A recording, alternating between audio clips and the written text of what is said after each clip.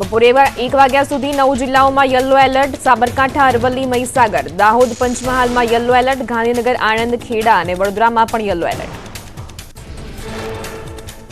ગુજરાતના 4 જિલ્લા આજે રહેજો સાવધાન. છોટાઉદેપુર, નર્મદા, ડાંગ અને તાપીમાં કરા અને જોરદાર પવન સાથે માવઠાની આગાહી. 40-50 કિલોમીટરની ઝડપથી ફૂંકાઈ શકે છે પવન.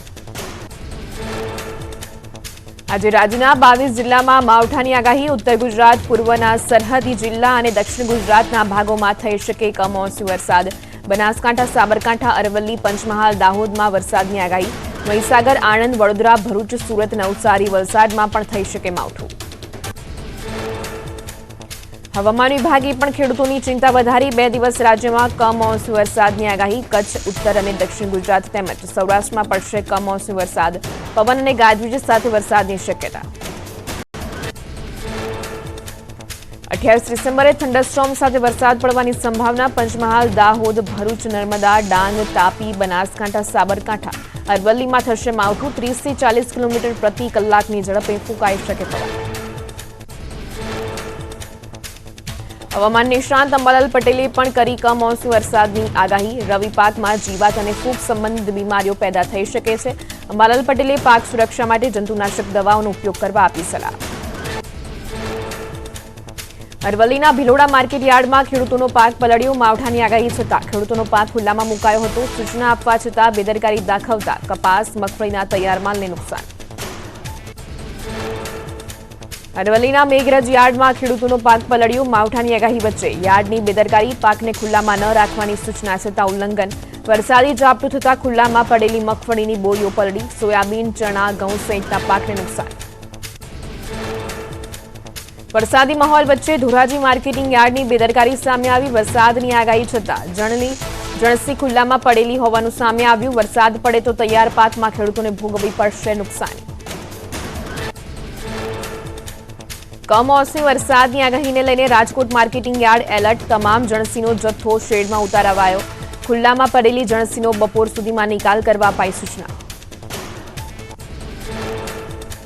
મહીસાગર જિલ્લાના જામ્યો ચોમાસા જેવો માહોલ. લુણાવાડા, બાલાસિનોર અને ખાનપુર તાલુકામાં વરસાદી ઝાપટા. ઘઉં, ચણા, મકાઈ સહિત શાકભાજી અને ઘાસચારાના પાકને ભારે નુકસાન.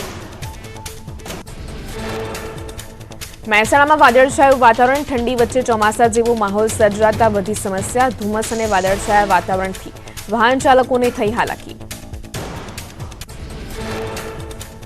મધ્ય ગુજરાતના જિલ્લાઓમાં માવઠાનો માર. ખેડાના મહેમદાબાદ, માતરમાં સવારથી જામ્યો વરસાદી માહોલ.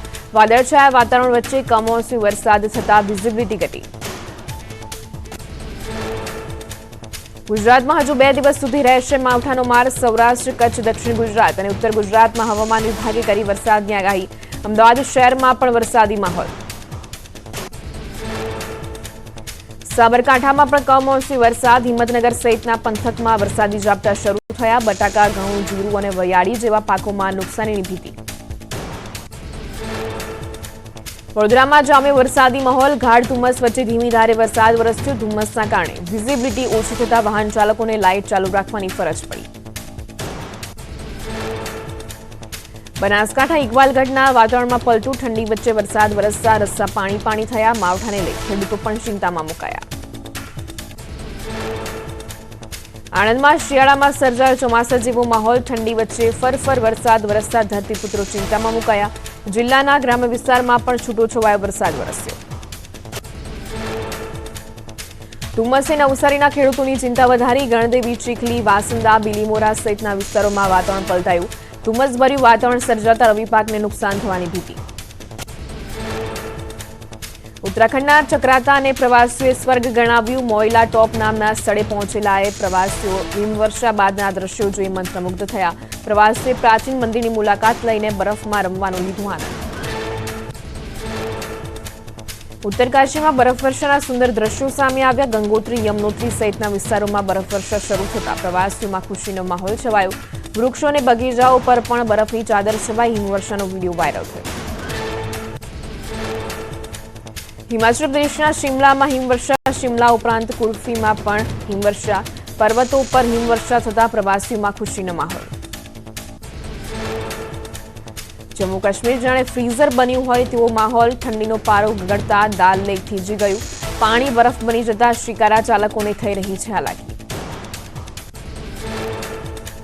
રાજધાની દિલ્હીમાં ખાબક્યો કમોસમી વરસાદ, અનેક વિસ્તારમાં વરસાદ વરસતા જનજીવન પ્રભાવિત, ઠંડી વચ્ચે વરસાદ વરસતા લોકોને થઈ રહી છે હાલાકી। માયાનગરી મુંબઈ ધુમ્મસની ચાદરમાં લપેટાઈ, ઠંડી વચ્ચે ધુમ્મસનું સામ્રાજ્ય, ગાઢ ધુમ્મસના કારણે વિઝિબિલિટી ઓછી થતા વાહન ચાલકોને થઈ હાલાકી। હરિયાણાના અંબાલામાં પણ વરસ્યો કમોસમી વરસાદ, ઠંડી વચ્ચે વરસાદ ઉપરાંત ધુમ્મસના કારણે લોકોને થઈ રહી છે હાલાકી। વરસાદના કારણે ખેડૂતો ચિંતામાં મુકાયા। ઉત્તર પ્રદેશના દરભંગામાં શીતલહેર, ભારે ઠંડી વચ્ચે ધુમ્મસભર્યું વાતાવરણ, કાતિલ ઠંડીમાં ઠૂંઠવાયા લોકો, ધુમ્મસના કારણે વાહન ચાલકોને થઈ હાલાકી। હરિયાણાના ટોહનામાં વરસાદનું આગમન, ધોળા દિવસે કાળા ડિબાંગ વાદળો છવાતા અંધારપટ છવાયું, વરસાદ વરસતા રસ્તા પર પાણી વહેતા થયા, કમોસમી વરસાદના લીધે પાક નુકસાનની ભીતિ। રાજસ્થાનના જેસલમેરમાં ઠંડીમાં ઠૂંઠવાયા લોકો, ન્યૂનતમ તાપમાન 8.5 ડિગ્રી નોંધાતા જનજીવન પ્રભાવિત થયું, લોકોએ ધુમ્મસભર્યા વાતાવરણમાં ચાની ચુસ્કી માણવાની લીધી મજા, તો લોકોને તાપણાનો સહારો લેવાનો વારો આવ્યો। માઉન્ટ આબુમાં વાતાવરણમાં આવ્યો પલટો, ધુમ્મસ છાયા વાતાવરણ બાદ અચાનક વરસાદનું આગમન થયું, કમોસમી વરસાદના લીધે માઉન્ટ આબુમાં 3 ડિગ્રી તાપમાન નોંધાયું, અચાનક વરસેલા વરસાદથી ઠંડીમાં ઠૂંઠવાયા પ્રવાસીઓ। વડોદરામાં ભર શિયાળે પડ્યો ભૂવો, મુખ્ય માર્ગ પર ભૂવો પડતા વાહન ચાલકોને થઈ હાલાકી, થોડા દિવસ અગાઉ રેસકોર્સ વિસ્તારમાં પણ પડ્યા હતા 2 ભૂવા, રસ્તાની કામગીરીને લઈને લોકોએ કર્યા સવાલ। મંત્રી ડોક્ટર મનમોહન સિંહનું નિધન, ગત રાત્રે તબિયત લથડતા આઈમ્સમાં દાખલ કરાયા હતા। 92 વર્ષની ઉંમરે ડોક્ટર મનમોહન સિંહનું નિધન થતા 7 દિવસનો રાષ્ટ્રીય શોક, આજે કેન્દ્ર સરકારના તમામ સરકારી કાર્યક્રમો રદ। પૂર્વ રાષ્ટ્રપતિ રામનાથ કોવિંદે ડોક્ટર મનમોહન સિંહજીને શ્રદ્ધાંજલિ પાઠવી, કહ્યું તેઓ સૌમ્યતા અને વિનમ્રતાના પ્રતીક હતા, ભારતીય રાજનીતિના તેઓ પુરોધા હતા, તેમના નિધનથી દેશમાં શોક। મુખ્યમંત્રી ભૂપેન્દ્ર પટેલે આપી પૂર્વ પીએમ ડોક્ટર મનમોહન સિંહને શ્રદ્ધાંજલિ, પોસ્ટ કરીને ટાંક્યું, પૂર્વ પીએમ અને પ્રસિદ્ધ અર્થશાસ્ત્રી ડોક્ટર મનમોહન સિંહના નિધનથી શોક, વિવિધ જવાબદારી અદા કરી દેશને વિકાસમાં તેમનું યોગદાન મહત્વનું। સાંસદ શક્તિસિંહ ગોહિલે પૂર્વ પ્રધાનમંત્રી મનમોહન સિંહને શ્રદ્ધાંજલિ પાઠવી, શોક વ્યક્ત કરી કહ્યું, સદીઓમાં કોઈ એવી વ્યક્તિ જન્મ લે છે જેનું રિપ્લેસમેન્ટ શક્ય નથી હોતું ને લોકો તેમને વર્ષો સુધી યાદ રાખે છે, મનમોહન સિંહ દેશ માટે આવા વ્યક્તિ હતા। મનમોહન સિંહના નિધન પર મનીષ જોશીએ શોક વ્યક્ત કર્યો, મનમોહન સિંહના નિધન બાદ કોંગ્રેસ પાર્ટીએ તમામ કાર્યક્રમો રદ કર્યા। રાષ્ટ્રપતિ ભવન પર રાષ્ટ્રધ્વજ અડધી કાઠીએ ફરકાવાયો, પૂર્વ પ્રધાનમંત્રી ડોક્ટર મનમોહન સિંહના નિધનથી 7 દિવસનો રાષ્ટ્રીય શોક, બંધારણીય પદ પર ફરજ બજાવતા વ્યક્તિના નિધનથી રાષ્ટ્રીય શોક પાળી ધ્વજને અડધી કાઠીએ ફરકાવવાની પરંપરા। અમદાવાદમાં કાંકરિયા કાર્નિવલ સંપૂર્ણ રદ કરાયો, મનમોહન સિંહના નિધનને લઈ એએમસીનો નિર્ણય, પૂર્વ પીએમ મનમોહન સિંહને એએમસી આપશે શ્રદ્ધાંજલિ। અમદાવાદમાં યોજાનારો ફ્લાવર શો પણ મોડો શરૂ થશે, એએમસીએ સત્તાવાર કરી જાહેરાત, મનમોહન સિંહના નિધન પર 7 દિવસનો રાષ્ટ્રીય શોક જાહેર। પંચમહાલના પાવાગઢ વડા તળાવ ખાતે યોજાનાર પંચ મહોત્સવ કાર્યક્રમ મોકૂફ રખાયો, પૂર્વ પ્રધાનમંત્રી ડોક્ટર મનમોહન સિંહના નિધનને લઈ લેવાયો નિર્ણય, આજથી 29 ડિસેમ્બર સુધી યોજાનાર પંચ મહોત્સવ કાર્યક્રમ મોકૂફ। હિમાચલ પ્રદેશના ચંબામાં ગાર્બેજ પ્લાન્ટમાં લાગી ભીષણ આગ, લાખો રૂપિયાની કિંમતના ગાર્બેજ પ્રોસેસિંગ મશીનો આગમાં બળીને ખાક, અંદાજિત 60 લાખથી વધુનું નુકસાન। ગીર સોમનાથના વેરાવળમાં વ્યાજખોરો સામે પોલીસની કાર્યવાહી, બેખોફ બનેલા 11 વ્યાજખોરો સામે ગુનો નોંધીને 7 વ્યાજખોરોને પોલીસે કર્યા જેલ હવાલે, વ્યાજખોરોનો ત્રાસ વધતા ભોગ બનનારે નોંધાવી હતી ફરિયાદ। મોરબીમાં પ્રેમ સંબંધે લગ્નના સંબંધને આપ્યો કરુણ અંજામ, જાંબુડિયા ગામે સિરામિક ફેક્ટરીમાં કામ કરતા યુવકે પ્રેમિકા સાથે મળી કરી પત્નીની હત્યા, પોલીસે અત્યારે પતિ અને તેની પ્રેમિકાને કર્યા જેલ હવાલે।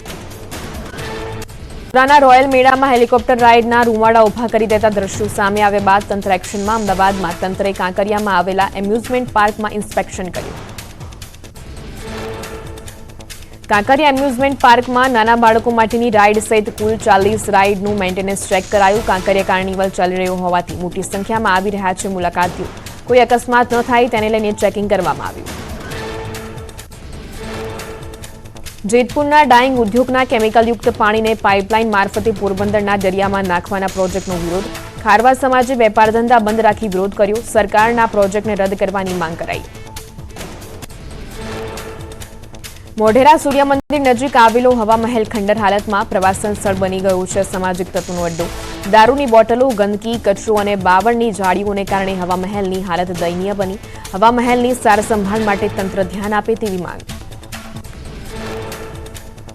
ભાવનગરમાં ખાતરની થેલીમાંથી પથ્થર નીકળતા ખેડૂતોમાં રોષ. કનાડ ગામમાં 2 બોરી ખાતરમાંથી પથ્થર અને કાંકરાની ભેળસેળ જોવા મળતા ખેડૂતોમાં રોષ.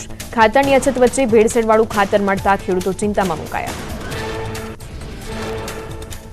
પાલનપુરના વેડંચા ગામે ભર શિયાળે ચોમાસા જેવી સ્થિતિ. કોઝવે પર ફરી વળ્યા ગટરના પાણી. ગ્રામજનો ગંદા પાણીમાંથી પસાર થવા મજબૂર.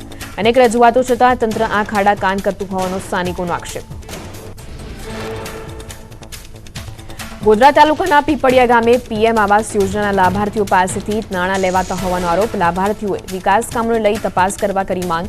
સરપંચનો કાર્યકાળ પૂરો થતા વહીવટદાર શાસનમાં ભ્રષ્ટાચાર થતો હોવાનો આરોપ. પંચમહાલ જિલ્લાના અંતરિયાળ વિસ્તારમાં અનેક શાળાઓના ઓરડા જર્જરિત હાલતમાં. ખુલ્લા મેદાનમાં બેસીને વિદ્યાર્થીઓ અભ્યાસ કરવા મજબૂર. નવા ઓરડા બનાવવાની સરકારની જાહેરાત બાદ ટેન્ડર પ્રક્રિયા વચ્ચે વિદ્યાર્થીઓ ભયના ઓથાર હેઠળ.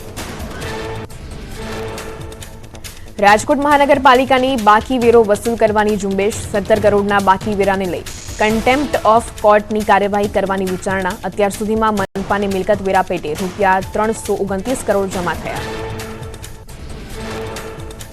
રાજકોટમાં 4મી જાન્યુઆરીથી રાજ્યકક્ષાના ખેલ મહાકુંભનો થશે પ્રારંભ. મુખ્યમંત્રી ભૂપેન્દ્ર પટેલ એથ્લેટિક ગ્રાઉન્ડ ખાતે ખેલ મહાકુંભ પ્રારંભ કરાવશે.